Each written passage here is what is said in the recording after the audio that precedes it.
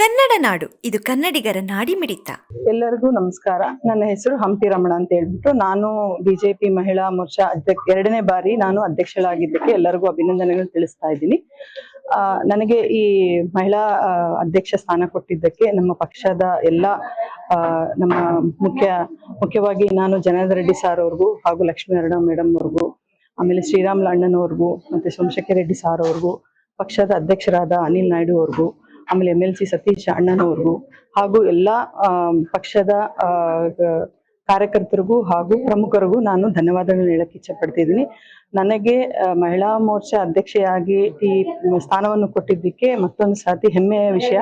ಯಾಕಂತಂದ್ರೆ ನೆನ್ನೆನೆ ನಾನು ಅದನ್ನ ಸ್ವೀಕಾರ ಮಾಡಿದ್ದು ಹುದ್ದೆ ಸ್ಟಾರ್ಟ್ ಮಾಡಕ್ಕಿಂತ ಹಿಂದಿನ ದಿನನೇ ಮಹಿಳಾ ಮೀಸಲಾತಿ ಅನ್ನೋದು ನಡೀತಾ ಇದೆ.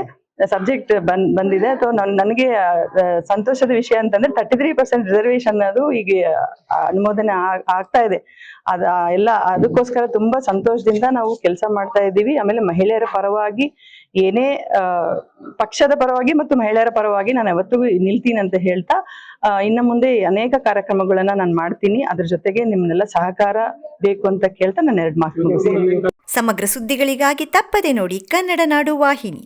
ಸಬ್ಸ್ಕ್ರೈಬ್ ಮಾಡಿಕೊಳ್ಳಲು ಕೂಡಲೇ ಪಕ್ಕದಲ್ಲಿ ಕಾಣುವ ಬೆಲ್ ಐಕಾನ್ ಕ್ಲಿಕ್ ಮಾಡಿ ನೋಟಿಫಿಕೇಶನ್ ಪಡೆಯಿರಿ.